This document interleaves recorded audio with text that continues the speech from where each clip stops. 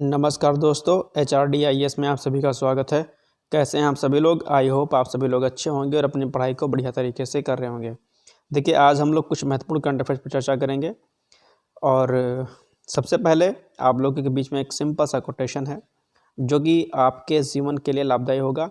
उसको ध्यान से सुनिएगा और उस पर जो है अमल करने का प्रयास करिएगा। कोटेशन क्या है? कोटेशन है जो कि मेरा ही कोटेशन है कि विद्यार्थी की सफलता का रहस्य उसकी निरंतरता में है।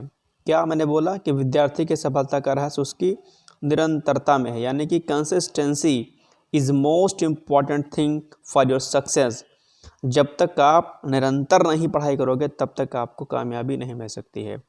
और निरंतरता जीवन के हर क्षेत्र में लाभदायी होती है, न सिर्फ आपके पढ़ाई वाले क्षेत्र में अपितु किसी भी क्षेत्र में यदि आप प्रगति करना चाहते हैं तो उस काम में आपके निरंतरता यानी कि कंसिस्टेंसी का होना बहुत महत्वपूर्ण है। ध्यान रखिएगा। तो लगातार पढ़ाई करिए, डेली पढ़ाई करिए, भले ही जो है 4-5 घंटे करिए, लेकिन डेली पढ़ाई करिए, तभी जाके फ़ायदा आपको मिलेगा। खैर, चलिए आज के न्यूज़ को देखते हैं। अब पहला हमारा न्यूज़ है कि अंतर्राष्ट्रीय समुद्री सम्मेलन का जो अभी आयोजन हो रहा है, तो 22 फरवरी को उपराष्ट्रपति द्वारा इसका उद्घाटन किया गया है। माननीय उपराष्ट्रपति जो कि आपके धनखड़ जी हैं। यह अभ्यास मिलन 2024 के हिस्से के रूप में है, यानी कि जो अभी कल मैंने 2 दिन मैंने आपको लगातार जो है मिलन 2024 अभ्यास के बारे में बताया था और उसी का जो है ये हिस्सा है अंतर्राष्ट्रीय समुद्री सम्मेलन। थीम की अगर बात करें, थीम आपसे पूछ सकता है, तो थीम है इसकी महासागरों में साझेदार सहयोग, तालमेल और विकास। ठीक, तो ये थीम आपको जरा दरअसल ध्यान रखनी है। दूसरा, रायसीना संवाद दूसरा टॉपिक हमारा है जो कि बहुत ही महत्वपूर्ण है आपकी परीक्षा के लिए। ध्यान रखिएगा, इसको आप लोग अच्छे से रेडी कर लीजिए कि क्या है रायसीना। पहली बार संवाद जो है कहाँ पर आयोजित हो रहा है, तो ये नई दिल्ली में आयोजित हो रहा है। कब आयोजित हो रहा है? 21 फरवरी को। ठीक है, नई दिल्ली में 21 फरवरी को, और ये वार्षिक सम्मेलन है, इस बात का भी आप लोग ध्यान दीजिएगा। शुरुआत कब हुई थी? वर्ष 2016 में जो है इसकी शुरुआत की गई थी। और सबसे जो बड़ी बात है रायसीना संवाद को लेकर के, यानी रायसीना डायलॉग को लेकर के, ये भारत ने जो है इस डायलॉग की शुरुआत की थी। तो भारत इसका क्या है, लीड करता है, यानी कि देखो इसका एक तरीके से इसको बनाने वाला कौन है? भारत देश है। ध्यान रखिएगा इस बात का। और इस बार जो आपका रायसीना संवाद यानी कि रायसीना जो डायलॉग हो रहा है वो नवा संस्करण है, इस बात का ध्यान रखिएगा। और इस बार रायसीना के जो मुख्य अतिथि हैं वो कौन हैं? ग्रीस के प्रधानमंत्री जी हैं। ध्यान रखिएगा।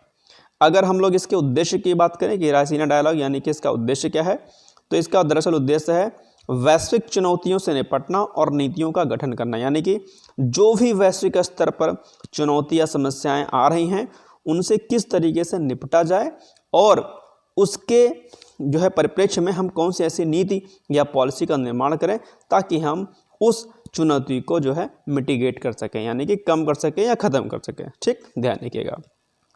अच्छा, इसमें और एक इम्पॉर्टेंट चीज़ है कि आयोजनकर्ता जो है कौन है, यानी कि भारत तो आयोजित कर रहा है लेकिन मंत्रालय कौन सा है, तो वो विदेश मंत्रालय है। ध्यान रखिएगा, ये प्रश्न भी इसमें महत्वपूर्ण है। थीम की अगर बात की जाए तो थीम क्या है? संघर्ष, प्रतियोगिता, सहयोग और निर्माण। तो ये रायसीना डायलॉग 2024 की जो है क्या है? थीम है, नवा संस्करण है, इंपॉर्टेंट है। प्रश्न एक बनेगा जरूर से, ध्यान रखिएगा।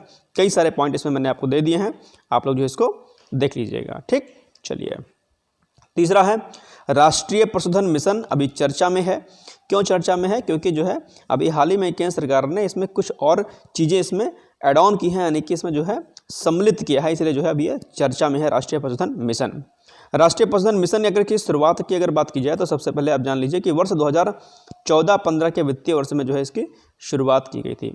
अब चर्चा में क्यों है? तो चर्चा में इसलिए है क्योंकि इसमें अतिरिक्त कार्य को शामिल किया गया है, यानी कि जो कार्य राष्ट्रीय पशुधन मिशन के थे उसके अलावा भी इसमें कुछ चीज़ें और प्लस की गई हैं। ठीक, क्या की गई हैं जरा देखते हैं जरा।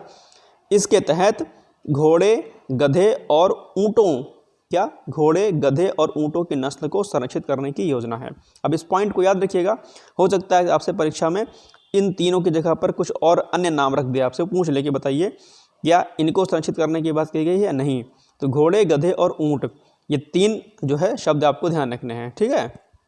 और क्या महत्वपूर्ण इसमें किया गया है कि चारे की खेती के लिए सहायता भी इसमें दी जाएगी। चारा यानी कि जो पशुओं के खाने का जो खाद्य पदार्थ होता है। ठीक, तो ये बात भी आप लोग को ध्यान देनी है।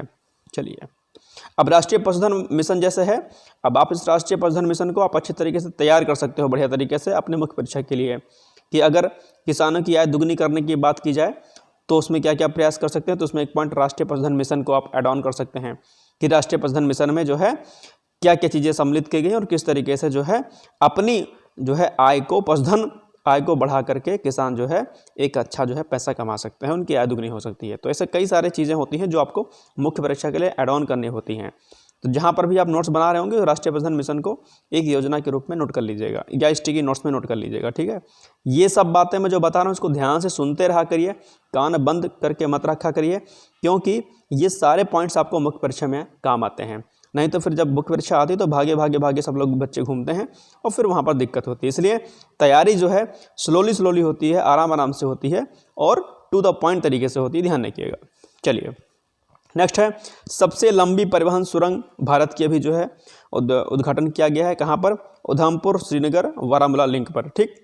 लंबाई की अगर बात की जाए, अक्सर पूछ लेता है आपसे, तो 12.77 किलोमीटर यानी कि 12.77 किलोमीटर इसकी जो है क्या है लंबाई है, ध्यान रखिएगा इसका, ठीक है। तो ये अक्सर जो है परीक्षा में पूछ लेता है कि हाल ही में सबसे लंबी परिवहन सुरंग का निर्माण कहाँ पर किया गया है या किसने किया है, तो ये सब पॉइंट आपको याद रखने हैं। चलिए लास्ट क्वेश्चन है, लास्ट पॉइंट है, भगवान बुद्ध के अवशेषों की प्रदर्शनी जो है अभी की जाएगी, लगाई जाएगी। कहाँ पर लगाई जाएगी? आपने पढ़ा होगा न्यूज़ में कि थाईलैंड में, ठीक है।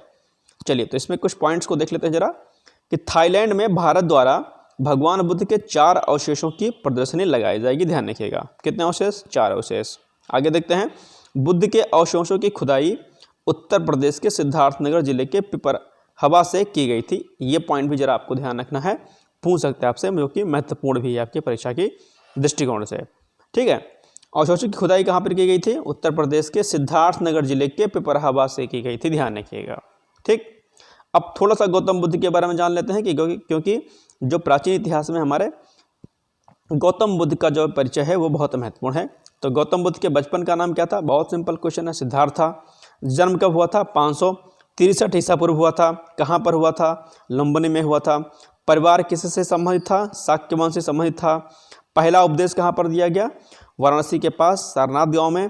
और इस घटना को क्या कहा गया? धर्मचक्र परिवर्तन कहा गया। मृत्यु कब हुई? उत्तर प्रदेश के कुशीनगर में हुई, ठीक। और पिता इनके कौन थे? शुद्धोधन जी थे और माता जो है इनकी माया देवी थी, ध्यान रखिएगा। तो ये कुछ महत्वपूर्ण जो है आपके टॉपिक हैं। अब प्राचीन इतिहास की बात आई है तो आपको मैं एक बात और बता दूं कि प्राचीन इतिहास में जो है आपका सिंधु घाटी सभ्यता से लेकर के, यानी कि सिंधु घाटी सभ्यता आपका हो गया, बुद्ध धर्म हो गया आपके, जैन धर्म हो गया आपके, ठीक है। ये जो है बहुत इंपॉर्टेंट है और मौर्य और गुप्त साम्राज्य जो है आपका इंपॉर्टेंट है, ध्यान रखिएगा। इसको अच्छे तरीके से कर लीजिएगा। अब बौद्ध धर्म में भी त्रिरत्न वगैरह, 4 सत्य वगैरह जो भी बताए गए हैं, ये सब चीज़ें आप डिटेल में एक बार देख लीजिएगा, महत्वपूर्ण है आपके परीक्षा के दृष्टिकोण से। दूसरा, आज आप लोग के लिए एक सिंपल सा प्रश्न है और मुझे उम्मीद है कि आप प्रश्नों का उत्तर जरूर देंगे। आप लोग पता नहीं कहाँ खो जाते हो, प्रश्न का उत्तर नहीं देते हो।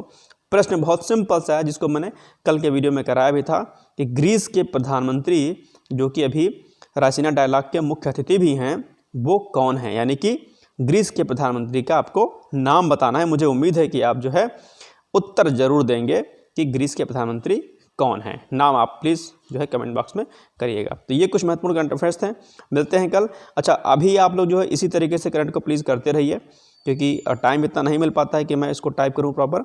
तो अभी इसको आप लोग करते रहिए, बाकी 17-18 मार्च के बाद जो है हम लोग प्रॉपर तरीके से स्लाइड के फॉर्म में आपको बताएंगे, जिस तरीके से पहले कराते थे, ठीक है। बाकी आप लोग जो है प्री की तैयारी करते रहिए।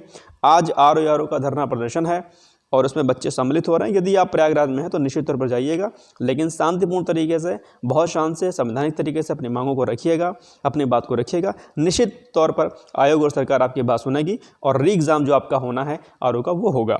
तो आप सभी लोग को शुभकामनाएं हैं, आप लोग पार्टिसिपेट करिए, लेकिन धैर्य से, शांति से, कहीं कुछ गलती ना होने पाए, ध्यान रखिएगा इस बात का, ठीक। तो चलिए फिर मिलते हैं कल, तब तक के लिए जय हिंद, जय Bharat. Thank you so much.